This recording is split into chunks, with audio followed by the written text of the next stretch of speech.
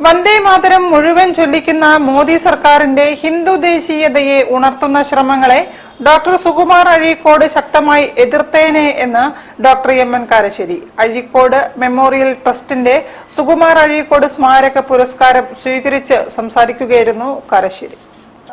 Doctor Sukumar അഴീക്കോടിന്റെ ജന്മശതാബ്ദി ആഘോഷങ്ങൾ കോഴിക്കോട്ട് മുൻ ഗോവ ഗവർണർ പി.എസ്. ശ്രീധരൻപിള്ള ഉദ്ഘാടനം ചെയ്തു. വാഗ്ഭടാനന്ദനെയും ഗാന്ധിജിയെയും ശ്രീനാരായണ ഗുരുവിനെയും അരവിന്ദോയെയും നെഹ്റുജിയെയും എല്ലാം അഴീക്കോടിന്റെ മനസ്സിന്റെ അടിത്തട്ടിൽ സന്നിവേശിപ്പിച്ചതിനെ സ്വായത്തമാക്കി വെറും പ്രസംഗത്തിന് ഉദ്ധരിക്കാൻ വേണ്ടിയല്ല, അദ്ദേഹത്തിന്റെ ജീവിതം തന്നെ ആ വഴിക്കാണ് പോയതെന്ന് സൂക്ഷ്മമായ വിശകലനത്തിൽ നമുക്ക് കാണാനായിട്ട് സാധിക്കും. എ.കെ.ബി. നായരിൽ നിന്നും അഴീക്കോട് സ്മാരക പുരസ്കാരം എം.എൻ. കാരശ്ശേരി ഏറ്റുവാങ്ങി. Doctor K. മൊയ്തു പ്രശസ്തി പത്രം സമ്മാനിച്ചു.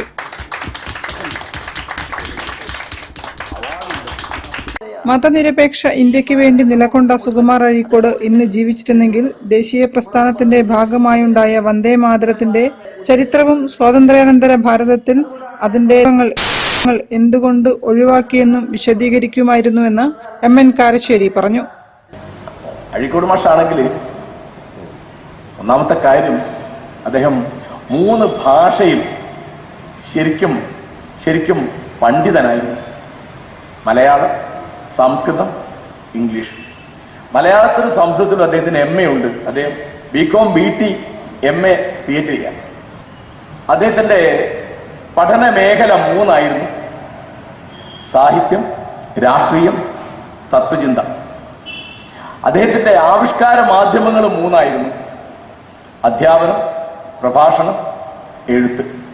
അങ്ങനെ 18ാമത്തെ വയസ്സിൽ ഇതൊക്കെ തുടങ്ങി.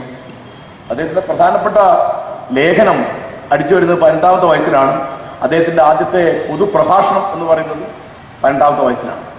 ചടങ്ങിൽ ട്രസ്റ്റ് ചെയർമാൻ എ.കെ.ബി. നായർ അധ്യക്ഷത വഹിച്ചു.